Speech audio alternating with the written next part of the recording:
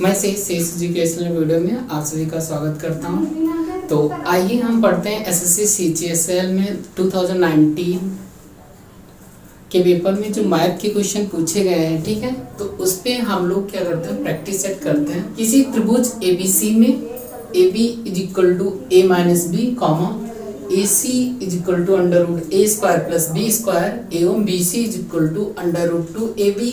तो कोण बी का मान ज्ञात कीजिए। तो हम एक ट्रायंगल एबीसी ड्रॉ कर लेते हैं। A C is equal to under root A square plus B square और B C is equal to under root two A B. Okay, ये चीज है।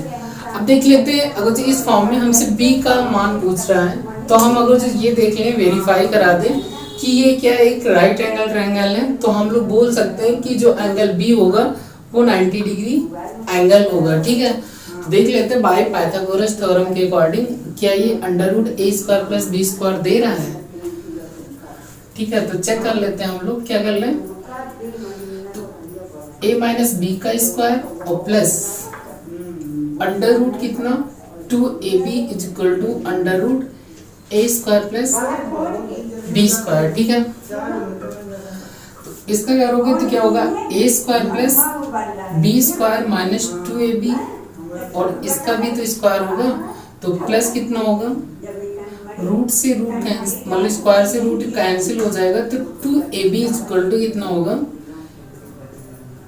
इधर भी होगा, ठीक है। तो ये कितना हो जाएगा A square plus B square. Okay, यहाँ से देखिए ये प्लस और ये माइनस कैंसिल हो जाएगा, तो A square plus B square is equal to A square plus B square. कहने मतलब इन दोनों साइडों का जो स्क्वायर का जो सम है वो थर्ड जो साइड है वो AC के इक्वल है, इसलिए हम कह सकते हैं कि ट्रायंगल ABC एक राइट एंगल ट्रायंगल होगा, इसलिए एंगल B हमसे पूछ रहा था, तो एंगल B का जो मान होगा वो कितना होगा 90 डिग्री। ओके, जो ऑप्शन में इसमें गिवन भी थे, इसके ऑप्शन थे 60 30 90 45। जो ऑप्शन गिवन थे 60 डिग्री ए ऑप्शन गिवन था और जो बी था 30 डिग्री था और जो सी वाला ऑप्शन था वो 45 था और जो डी ऑप्शन दिया था वो कितना, वो 90 डिग्री था। तो जो ऑप्शन करेक्ट हो जाएगा, तो करेक्ट ऑप्शन इज क्या हो जाएगा, डी। ओके, क्वेश्चन 2 ये है, ये भी पूछा गया एग्जाम में, यदि x का 10% y के 15% का तिगुना है तो x अनुपात y क्या होगा, ठीक है। तो फर्स्ट ऑप्शन है 7:2, सेकेंड 9:2, सी है 8:3 और डी जो है वो 11:4 है, ठीक है। तो आओ करते हैं इसको। तो यहां से देखते हैं x का कितना 10% और y के 15% का 3 गुना है, तो x का 10%, ठीक है, और y के कितना है 15%, ठीक है। ये है का तिगुना है, कौन तिगुना है, मतलब x का जो 10% है वो y के 15% का तिगुना है, ये वाला। तो हमको इक्वल कब लगा सकते हैं, जब हम इसको 3 से मल्टीप्लाई कर देंगे। ओके, तो परसेंट से परसेंट कैंसिल हो जाएगा, 15 या 5 3 से 15, 5 2 से क्या होगा 10 हो जाएगा। ओके, यहां से कर लेते हैं। तो का मतलब क्या होता है, मल्टीप्लाई होता है और y इंटू की 3 से कितना होगा 9। यहाँ से रेशियो की बात करेंगे तो क्या होगा, x:y का जो रेशियो आएगा वो 9:2 हो जाएगा। तो करेक्ट ऑप्शन इज बी, ठीक है, ठीक है। तो क्वेश्चन नंबर थर्ड भी आया एग्जाम में, इसमें ये पूछा गया find the value of 1/1 plus tan square theta और plus 1/1 plus cot square theta की वैल्यू क्या होगी। हमको मान निकालना है जो ऑप्शन गिवन है। ऑप्शन गिवन है कि 1/4, 1 या 1/2 या फिर 2। ठीक है, तो क्या सही होगा, तो हम इसको करके देख लेते हैं। तो दिया है कि 1 कितना 1 plus tan square theta plus 1 कितना दिया 1 plus cot square theta equal to कितना लगा क्वेश्चन मार्क। इसका मतलब 1 प्लस tan स्क्वायर थीटा आपने पढ़ा है कि sec square theta equal to कितना होता है 1 प्लस tan स्क्वायर थीटा के 1 प्लस cot स्क्वायर थीटा किसके इक्वल होता है, तो cosec स्क्वायर थीटा के। तो यहाँ पे क्या सकते हैं 1 प्लस tan स्क्वायर थीटा की जगह क्या हम रख सकते हैं 1 sec square theta, okay, plus 1 plus cot square theta के प्लेस पे हम लोग क्या रख सकते हैं, तो cosec square theta, okay. 1 sec square theta किसके इक्वल होता है, तो cos स्क्वायर थीटा क्या होता है, तो यहाँ पे क्या होगा cos स्क्वायर थीटा हो गया 1 cosec स्क्वायर थीटा, मतलब cosec स्क्वायर थीटा किसका रेसिप्रोकल होता है sin स्क्वायर थीटा का। ठीक है, तो यहाँ से sin square theta plus cos square theta की वैल्यू कितनी होती है 1 हो जाती है। ठीक है, तो यहाँ से करेक्ट ऑप्शन इज बी। ठीक है, क्वेश्चन नंबर 4 ये √10 प्लस फिर रूट लगा 25 प्लस √108 प्लस फिर रूट लगा हुआ 154 प्लस रूट क्या लिखा 225 कह रहे हैं का मान ज्ञात कीजिए, ओके। ऑप्शन गिवन है कि 6, बी है 10, सी है 8, डी है 4। ठीक है, इसको कैसे करेंगे, यहाँ पे देखिए 225 ये किसका होता है, तो 15 का होता है। 15 अगर 154 में 15 ऐड कर देंगे तो कितना होगा 169। 169 का जो स्क्वायर रूट होता है वो कितना 13 होता है। 13 हम लोग क्या कर देते हैं 108 में ऐड कर देते हैं तो 121 हो जाता है। 121 किसका स्क्वायर रूट है, तो वो 11 का है।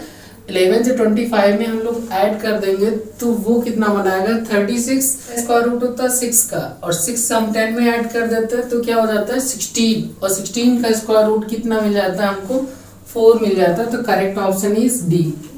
नेक्स्ट क्वेश्चन ये है कि यदि a plus 1/a-2 is equal to 4 हो तो आपको वैल्यू क्या बतानी है a-2 का होल स्क्वायर प्लस 1/a-2 का होल स्क्वायर का मान क्या होगा। ठीक है, तो हम यहाँ a प्लस कितना है 1/a-2 इक्वल टू क्या गिवन है 4 है। ठीक है, हम यहाँ से क्या करते हैं 4 में से हम 2 ले सकते हैं लेफ्ट में, तो हम लोग ऐसे भी लिख सकते हैं a-2 प्लस 1 क्या हो सकता है a-2 इक्वल टू क्या बचेगा 2 बचेगा। दोनों तरफ क्या कर देते हैं हम लोग वर्क कर देते हैं, तो ये हो जाएगा a-2 का a-2 प्लस 1 क्या हो जाएगा a-2 का whole square is equal to 2 का स्क्वायर। ठीक है, तो यहाँ से a-2 का क्या हो जाएगा होल स्क्वायर प्लस 1/a-2 का whole square plus 2 multiply a-2 multiply 1/a-2 is equal to कितना हो जाएगा यहाँ पे 4 हो जाएगा। ठीक है, तो ये a-2 से a-2 तो कैंसिल आउट हो जाएगा। तो यहां से क्या होगा ये 2 जो है लेफ्ट में राइट में जाने पे ये क्या होगा 4-2 होगा, तो आंसर कितना आ जाएगा 2 आ जाएगा। तो करेक्ट ऑप्शन इज बी कि 12 पुरुष एवं 16 लड़के मिलकर किसी काम को 5 दिन में पूरा कर सकते हैं। 13 पुरुष एवं 24 लड़के मिलकर उसी काम को 4 दिन में पूरा कर सकते हैं। एक पुरुष एवं एक लड़के के एक दिन के काम का अनुपात क्या होगा। ठीक है, तो यहाँ से क्या करते हैं हम लोग 2 इक्वेशन बनाकर दोनों इक्वेशन को क्या कर देते हैं इक्वल कर देते हैं। यहाँ से मेन और बॉयज का क्या कर देते हैं रेशियो हम फाइंड कर लेते हैं, तो वो क्या होगा एक दिन का जो काम का जो रेशियो होगा वो तुरंत निकल आएगा। ठीक है, तो देखो कैसे करते हैं। तो 12 पुरुष हैं और 16 लड़के हैं और उस काम को 5 दिन में निपटा डालते हैं, तो जो फर्स्ट इक्वेशन बनेगी इसको कुछ मल्टीप्लाई कर देते हैं हम लोग 5 से, और जो ये वाली इक्वेशन है और जो दूसरी इक्वेशन है 4 दिन में जो पूरा कर सकते हैं कहने मतलब 12 पूरे जो 16 लड़के मिलकर किसी काम को 5 दिन में पूरा कर सकते हैं। इसको हम 5 से मल्टीप्लाई करके एक इक्वेशन ये बना लेते हैं और दोनों इक्वेशन को क्या कर देते हैं हम लोग इक्वल कर देते हैं। तो देखो कितना होगा, तो 12 पंचे कितना होगा 60 मैन हो जाएंगे। यहाँ पे 12 को 5 से कर देते तो कितना होगा 60 मैन हो जाएंगे और 16 पंचे कितना हो जाएगा 80 बॉय हो जाएंगे। यहाँ से हम इक्वल कर सकते हैं क्योंकि वो काम तो इक्वल ही होगा। तो यहाँ से 4 13 चक्कू कितना हो जाएगा 52 मैन हो जाएंगे और प्लस कितना 24 चक्कू 96 96 बॉय। ठीक है, ये दोनों इक्वेशन इक्वल हो गई। यहाँ 60 मैन है, यहाँ 52 मैन है, लेफ्ट में लेके आओगे 60 मैन से 52 मैन चले जाएंगे, कितने बचेंगे 8 मैन, मतलब 8 आदमी इक्वल टू 96 बॉयज में से 80 सब्ट्रैक्ट हो जाएंगे तो कितना बचेगा 16। ओके, यही इनका क्या होगा एक दिन का जो रेशियो होगा 8 मैन इक्वल टू 16 बॉयज के, तो 8 1 जाए 8 2 से। ठीक है, तो जो रेशियो आएगा मैन और बॉय का वो रेशियो होगा 2:1 का। ओके, तो correct option is A option. Okay, next question करते हैं। अगला क्वेश्चन ये है दोस्त कि ए बी से तेज चलता है, बी से तेज कौन चलता है ए चलता है। ए एवं बी में से प्रत्येक 24 किलोमीटर की दूरी पैदल तय करता है। उनकी चालों का जो योगफल है वो कितना है 7 किलोमीटर प्रति घंटा एवं उनके द्वारा लिए गए समय का जो योगफल है वो कितना है 14 घंटे है। ए की चाल क्या है, तो ए की चाल को हम लोग क्या एज्यूम कर लेते हैं x किलोमीटर पर आवर। ठीक, मान लेते हैं माना ए की चाल x किलोमीटर पर आवर है। ठीक है, बट इनके चालों का जो योगफल है वो कितना है 7 है। तो जो ए की चाल x किलोमीटर पर आवर है तो यहाँ से हम b की स्पीड की बात करें तो उसकी कितनी होगी, तो 7 माइनस कितना हो जाएगा x, क्योंकि उनके जो चाल का जो योगफल है वो कितना था 7 था। अगर जो हमने इनकी x मान ली तो इनकी कितनी होगी b की, कहने मतलब वो 7 माइनस x हो जाएगी। ओके, अब देखो a और b जो 24 किलोमीटर की दूरी है वो 14 घंटे में तय करते हैं। तो ये कितना हो जाएगा 24 अपॉन कितना होगा 7 माइनस x हो जाएगा। ठीक है, और प्लस कितना हो जाएगा 24 अपॉन x हो जाएगा।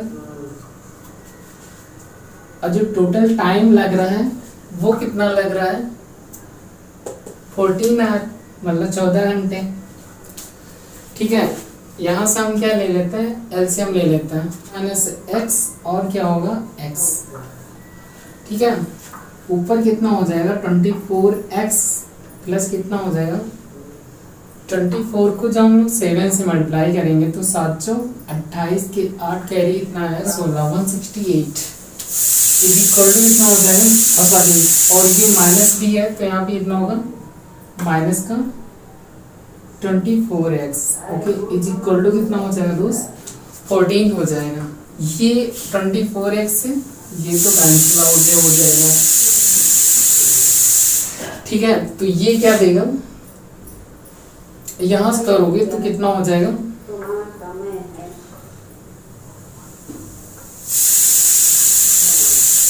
14 और 7 माइनस x और फिर कितना होगा x is equal to 168। Okay, तो यहां से करेंगे तो 14 1 जा 14 2 जा तो 7 माइनस x और फिर कितना x इज इक्वल टू कितना हो जाएगा 12। अब ये चीज देखो यहाँ पे क्या वैल्यू पुट कर दें कि जो बेटर हो जाए। तो यहाँ से देखिए तो जो हम लोग 4 रख देते हैं। ठीक, कितना रख देते हैं 4। तो 7 माइनस 4 करते तो कितना हो जाता है 3, और 3 को 4 से कर दोगे कितना होगा 12। तो ये वैल्यू सेटिस्फाई कर रहा है।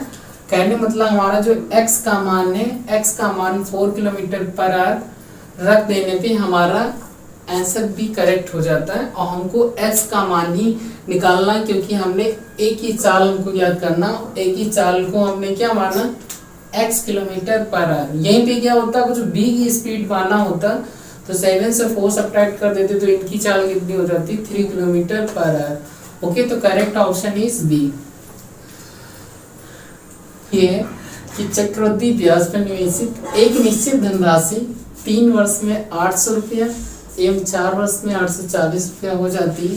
प्रति वर्ष ब्याज की दर क्या है, मतलब रेट पूछ रहा है। Equal to P 1 plus R upon क्या होता है 100 पावर n होता है। ठीक है, 3 वर्ष में 800 हो जाती है। अगर जो मैक्सिमम वैल्यू की बात करें तो वो 4 वर्ष में 840 होती है। ठीक है, तो 4 वर्ष वाला हम ले लेते हैं यहाँ पे। तो अमाउंट क्या हो जाता है, तो 840 इज इक्वल टू या एज इक्वल टू पी हमको पता नहीं है 1 प्लस आर अपान कितना 100 की पावर कितनी हो जाएगी 4, क्योंकि 4 वर्ष में है। ठीक है, नेक्स्ट ये फर्स्ट इक्वेशन बना लिया हमने यहाँ से।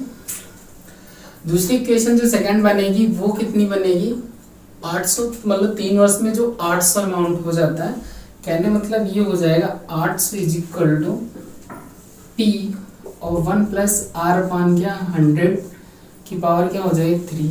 हम लोग क्या कर देते हैं, इसको डिवाइड कर देते हैं, मतलब फर्स्ट वाली इक्वेशन को सेकंड इक्वेशन से क्या कर देते हैं डिवाइड कर देते हैं। ओके, ऐसा करने पे जो हो जाता है मान वो p से क्या होगा p कैंसिल आउट हो जाएगा और ये इससे कैंसिल आउट हो जाएगा। इसको हमने 4 से काटा तो ये कितना होगा 21 हो जाएगा और ये कितना हो जाएगा 20 हो जाएगा। ओके, ऐसा होने पे ये पावर ये डिवाइड में है तो पावर क्या हो गई सब्ट्रैक्ट हो जाएगी। कहने का मतलब ये है कि ये हो जाएगा 1 प्लस आर अपान 100 की पावर कितनी हो जाएगी 1 इज इक्वल टू किसके इक्वल हो जाएगा 21 अपान 20 के। ठीक है, तो पावर 1 का मतलब होने पे कुछ नहीं है, तो यहाँ से इसको कर दिया जाए, ऐसे भी लिख सकते हैं हम लोग 1 उधर भेज दीजिए तो r upon 100 is equal to 21 upon कितना हो जाए 20 माइनस का 1। एलसीएम लेने पे एलसीएम 20 बनेगा, ये सब्ट्रैक्ट हो जाएगा, मतलब r upon 100 is equal to हो जाएगा 1 अपान कितना 20 बन जा 25 जा, तो r की वैल्यू जो आएगी वो कितनी होगी 5%।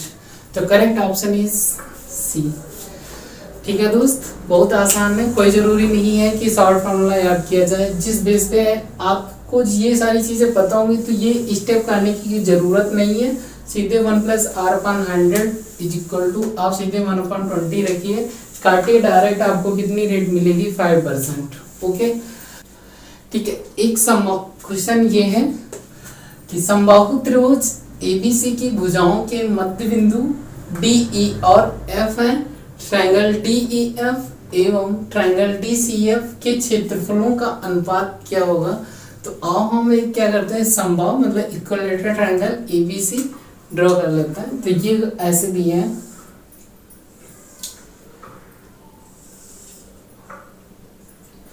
इसको ए और ये बी है और ये सी है। ठीक है, डीईएफ ये मध्य बिंदु है,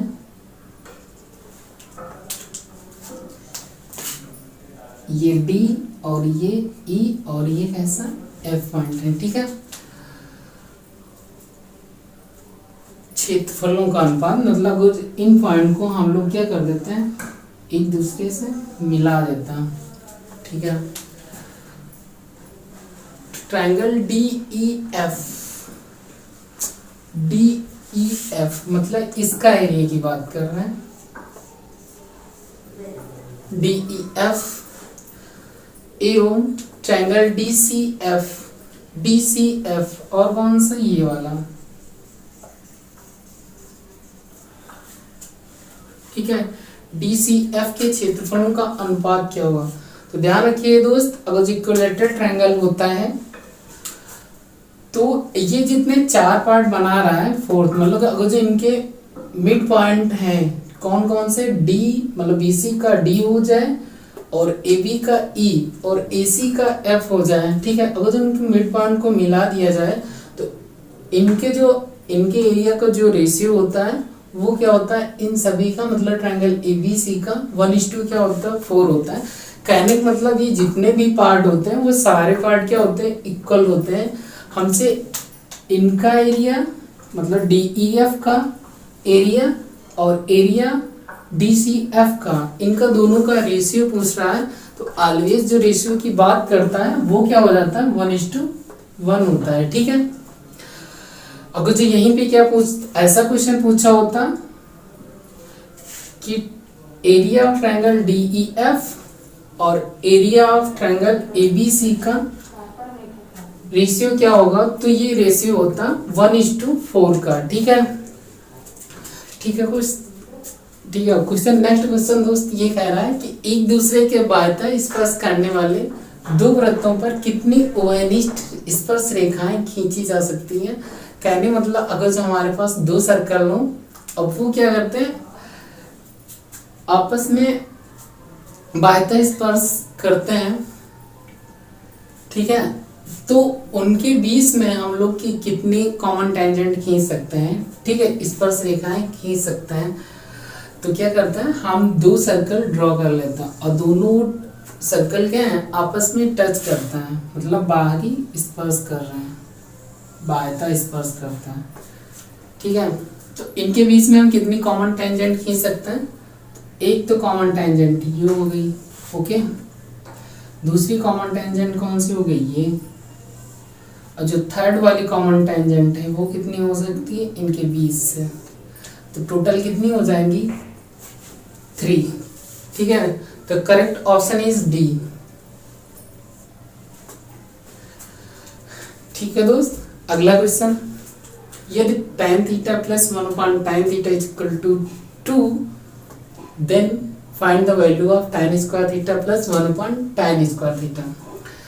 तो ऑप्शन दिए हैं कि 6 होगा कि 4 होगा मान कि 2 होगा या 3 होगा। तो यहाँ पे हमको गिवन क्या है tan theta plus 1/tan theta equal to कितना दिया है 2 दिया है। अगर जो हम इनका क्या कर देते हैं स्क्वायर कर देते हैं, ठीक, दोनों तरफ क्या कर देते हैं स्क्वायर कर देते हैं इनका। चलो अच्छा लिख लेते हैं एक बार, तो tan theta plus 1/tan theta is equal to क्या होगा 2, दोनों तरफ स्क्वायर कर देते हैं तो क्या होगा, तो ये हो जाएगा tan स्क्वायर थीटा प्लस 1/, कितना होगा tan square theta plus 2 tan theta into 1/, कितना होगा tan थीटा। इधर स्क्वायर करोगे तो कितना हो जाएगा 4, तो ये tan से tan कैंसिल हो जाएगा, जो कि हमको इसका मान निकालना है। तो ये प्लस का 2 है, राइट में जाएगा तो कितना होगा 4 - 2, तो आंसर आया वो कितना हो जाएगा 2। तो करेक्ट ऑप्शन इज सी। तो आंसर जो मेरा वो क्या होगा थर्ड ऑप्शन मतलब सी सही हो जाएगा, ठीक है दोस्त। आगे बढ़ते हैं, ठीक है दोस्त। क्वेश्चन ये है कि एक मीनार के पाद से 40 मीटर दूर किसी बिंदु से मीनार के शीर्ष का जो उन्नयन कोण है वो 60 डिग्री है। मीनार की ऊंचाई क्या है, मान लेते ये क्या है मेरी मीनार हो गई, और मीनार से कितनी 40 मीटर की दूरी पे एक कोई पॉइंट है, और जो मीनार से कितना बना रहा है तो वो 40 मीटर, सॉरी एंगल कितना बना रहा है तो वो 60 डिग्री 60 डिग्री, और हमको बताना क्या है मीनार की हाइट बताना है। ओके, तो कुछ नहीं करेंगे हम लोग, क्या कर लेंगे tan 60 degree is equal to perpendicular upon 20 लगा करके हम लोग यहाँ से हाइट फाइंड कर लेंगे, ठीक है। तो यहाँ पे क्या होगा tan 60 degree is equal to लंब बटे आधार मतलब 40 बटे कितना, सॉरी h/, कितना होगा 40 हो जाएगा। tan 60 डिग्री की वैल्यू जो होती है वो कितनी होती है √3, h/, कितना होगा 40, यहाँ पे 1 मान करके क्रॉस मल्टीप्लाई तुरंत मार देंगे, तो जो h इज इक्वल टू आएगा वो कितना हो जाएगा 40/√3। बट इसमें अभी कोई आंसर मैच नहीं कर रहा है, इसलिए हम लोग क्या करेंगे इसमें √3 से ऊपर और नीचे क्या कर देंगे मल्टीप्लाई कर देंगे, तो ये कितना हो जाएगा 120 अपॉन कितना होगा, √3 हो जाएगा। तो correct option is a, option is the correct option. Question ये है दोस्त कि यदि चीनी के मूल्य में 20% वृद्धि हो जाए तो कोई व्यक्ति 50 रुपए में 2 kg कम चीनी खरीदता है, मूल्य वृद्धि के पूर्व कितनी चीनी खरीदी जा सकती है। तो आज इसको करते हैं, 20% क्या हुआ, इंक्रीज हुआ है रेट, ठीक है, रेट में क्या है 20% इंक्रीज हुआ है। अब क्या कर लेते हैं यहाँ पे 50 रुपए में 2 kg, तो मान लेते हैं 50 अपॉन कितना होगा x, ठीक है, -50 अपॉन कितनी वृद्धि हुई 20%, कहने मतलब कितना हो जाएगा, ये 1 था पहले तो ये 1.2x, ओके, इक्वल टू कितना हो जाएगा 2।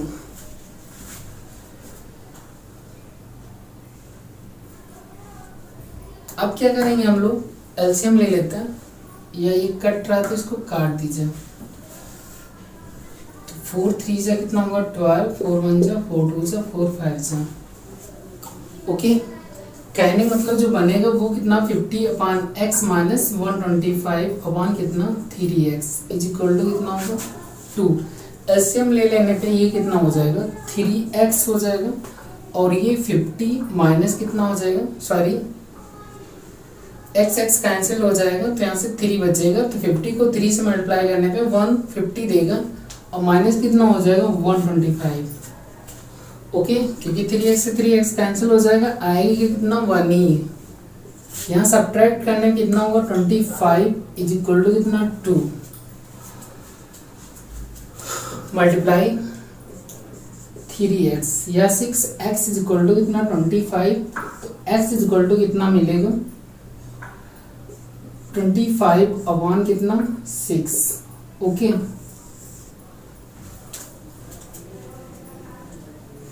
अब हमसे क्या कह रहा है, प्रेजेंट की बात नहीं कर रहा, वो पहले की बात कर रहा है कि पहले कितनी मिलती थी, ठीक है। तो क्या होगा 50 अपॉन हमने क्या x है, वहां पे x की जगह हम लोग रख देंगे, तो 50 अपॉन कितना हो जाएगा x है, तो ये 50 अपॉन कितना हो जाएगा 25 जो x की वैल्यू आई, और ये जो 6 से ऊपर चला गया 25 2 से 6 2 से 12 kg पहले मिलती थी, ठीक है। तो दोस्त कितने वर्षों में 800 की धनराशि अर्धवार्षिक रूप से संयोजित 10% प्रतिवर्ष चक्रवृद्धि ब्याज की दर से 962.10 रुपया हो जाएगी। तो इस वाले क्वेश्चन में हमने आपको फ्रैक्शन भी सिखाया था कि जो 4% होता है, और यहाँ पे कितना 5% और कितना 10%, ओके। जो 4% की जो फ्रैक्शन होती है वो कितनी हो जाती है 1/25 हो जाती है, कहने मतलब 26 अपॉन कितना होगा 25, तो ये अमाउंट बन जाता है, और ये मेरा क्या बन जाता है प्रिंसिपल, ओके। ऐसे 5% पे आप लेंगे तो 5% ये कितना हो जाती है फ्रैक्शन, और 10% पे लेते हैं तो आप कितना बनाते हैं 11 अपॉन कितना हो जाता है 10 हो जाता है, ओके। तो रेट यहाँ पे कितनी है 10% है, बट यहाँ पे बात कर रहा है अर्धवार्षिक की, ठीक है। तो अर्धवार्षिक होने पे रेट क्या हो जाती है आधी हो जाती है, जो टाइम जो होता है वो जस्ट क्या हो जाता है डबल हो जाता है, ओके। तो यहाँ पे कितना 10% है रेट, तो रेट जो है यहाँ पे आपकी 10% है,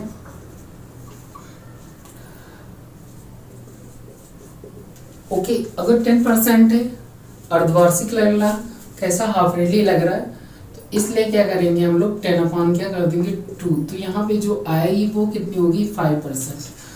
तो जो 5% की है वैल्यू, 5% की जो फ्रैक्शन बनेगी वो कितनी हो जाएगी 21 अपॉन कितना हो जाएगा 20 हो जाएगा, ठीक है। तो ये पहले साल के लिए मैंने पिछला वीडियो जो बताया है, मतलब इसमें हमने आपको पढ़ाया था, तो हमने ये आपको बताया था कि 21 अपॉन कितना 20, जो दूसरे साल के लिए सेकेंड ईयर के लिए वो कितना हो जाएगा 441 अपॉन कितना हो जाता है 400, और नेक्स्ट जो थर्ड ईयर के लिए वो कितना हो जाता है 9261 अपॉन 1000 हो जाता है, ठीक है। ये चीज यहां से आपको खुद दिख रहा है कि ये क्या हो जाता है, अमाउंट हो जाता है, और ये क्या हो जाता है, मेरा प्रिंसिपल हो जाता है। यहाँ पे 9261 दोस्त था, तो ये कितना 9261, मतलब जो डेसिमल लगा है नीचे कितना होगा 8000, ठीक है। अगर 800 है, इसका मतलब अगर जो हम इसको हटा लें, मैं जीरो की तो वो कोई महत्व ही नहीं होता, तो कितना हो जाएगा 8000 हो जाएगा। तो 9261 ये देखो कितना है, तीसरे साल के लिए आता है, जो 5% पे है रेट, तो कितना होगा वो तीसरे साल के लिए क्या है अमाउंट 9261, और जो प्रिंसिपल होता है वो 8000। तो सेम हमको मिला है कि इसके बाद 3 साल पे, तो रेट जो टाइम की बात करेगा वो कितना होगा 3 ईयर के लिए। बट यहाँ पे और एक चीज बताएं, रेट जो है वो क्या है हावरेली लग रही है, अर्धवार्षिक लग रही है, इसलिए जो टाइम है टाइम भी क्या हो जाएगा हाफ हो जाएगा। तो ये कितना होगा 1.5 साल हो जाएगा, ओके, क्योंकि यहाँ पे जस्ट डबल आया होगा टाइम। तो यहाँ पे जो करेक्ट ऑप्शन है वो कितना होगा 1.5 साल, ओके। अगर जो इस वीडियो में आपको दिक्कत पड़ रही है तो इससे पहले वाला मेरा वीडियो देखिएगा जो CI कंपाउंड इंटरेस्ट पे बनाया, तो उसमें आपको जो चीज़ें मैंने बताई है तो वो आप बहुत ढंग से समझ जाएंगे, ठीक है। तो ये बहुत अच्छी ट्रिक है दोस्त, और वैसे आप करना चाहो तो आपकी मर्जी, जैसा मन हो वैसे आप कर सकते हैं, ठीक है। क्वेश्चन ये है दोस्त, उस पुष्पा की वर्तमान उम्र रीता की 2 वर्ष पूर्व के उम्र की दोगुनी है, यदि उनकी वर्तमान उम्रों का अंतर 2 वर्ष हो तो पुष्पा की वर्तमान आयु क्या है। तो हम क्या कर लेते हैं, पुष्पा की जो ऑप्शन आपको गिवन है वो 6 इयर्स, बी है 8 इयर्स, सी 10 इयर्स, या डी है 12 इयर्स, ठीक है। तो यहाँ पे क्या करते हैं हम लोग, पुष्पा की वर्तमान आयु x मान लेते हैं,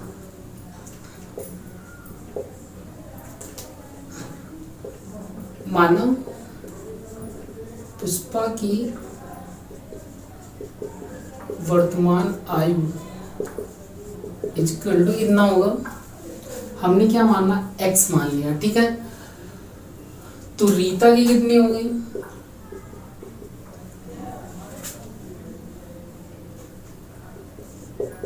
ठीक है। तो रीता की वर्तमान आयु कितनी होगी भाई, इनका अंतर कितना है 2 दिया है, तो इनका मतलब क्या होगा x - 2 हो जाएगी रीता की, ओके।